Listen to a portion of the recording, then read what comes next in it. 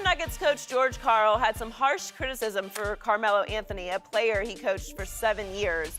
In his new book, Furious George, Karl wrote, "Carmelo was a true conundrum for me. He was the best offensive player I ever coached.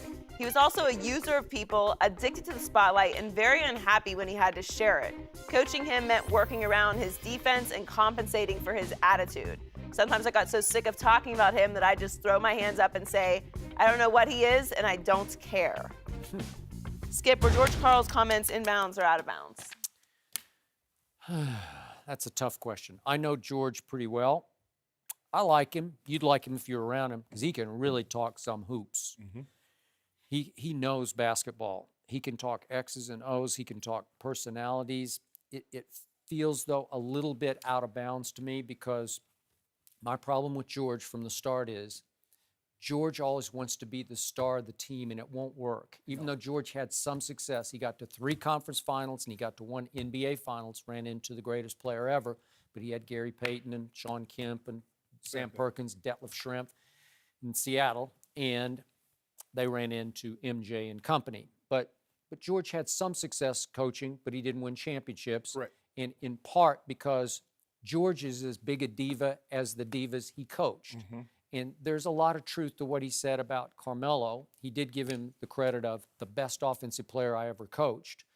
But the whole idea of user of people, I know Melo too, that seemed a little harsh and a little out of bounds to me, a little too personal. He also, George would tell me that Carmelo was so gifted that he would tell Carmelo, if you felt like it, if you put your mind to it, you could average 10 assists a night. That's how gifted he was with the basketball. Right. Obviously, Carmelo wants to score the basketball. Right. Obviously, Carmelo hasn't been great at making teammates better around him. Carmelo, in his career, has gotten to 1 conference final for George Karl. Right. So in the big picture, it leaves a little sour taste in my mouth that he would go that far because George is just like Carmelo to me. He's a very talented underachiever. George as a coach is an underachiever too, because the coach in this league cannot try to be the star of the show. Greg Popovich sort of becomes the star of the show only because he won't talk to the media, right? That's his, sort of his claim to fame or infamy, right? Mm-hmm. But Pop takes a back seat. He is a player's coach. He's going to protect his players. He doesn't need the spotlight. Pop runs from the spotlight. He hates doing the post-game interviews. He basically insults a lot of the reporters who try to cover him.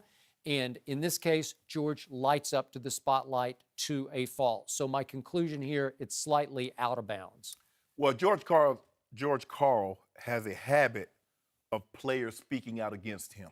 In 2011, I want to read, Carmelo Anthony tweeted, "When the grass is cut, the snakes will show." This was after George Karl made a comment about Carmelo Anthony. And it seems to me that a lot of people have this very feeling because Ty Lawson, Andre Iguodala, J.R. Smith, Boogie Cousins, all tweeted similar things about a snake being in the grass. Yep. Now, I know Boogie Cousins and J.R. Smith and Ty Lawson, and people are like, well, these guys have been on so many different teams that come and go, and Boogie Cousins, he's a malcontent. But the likelihood of 5, 6 different guys feeling and saying the exact same thing about a person, when a lot of these guys have not played simultaneous with that on the same team for that coach, speaks a lot about what players actually think.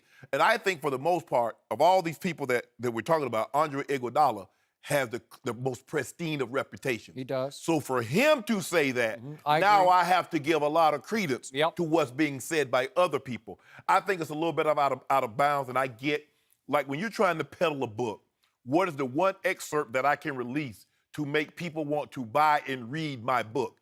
Because talking about Gary Payton, unless you're an avid basketball fan, you're probably not going to remember who Gary Payton or maybe Sean Kemp, although GP is a Hall of Fame player. Oh, yeah. He was outstanding, maybe the best defensive guard ever. I agree. Along with Michael Jordan, Kobe, obviously, in that mix. Sean Kemp, Detlef Schrempf, they're not going to elicit a response that a current player, Carmelo is the biggest star playing currently that played under George Karl. So obviously people are like, well, okay, this is what he said about Carmelo. It might be some more interesting tidbits in there.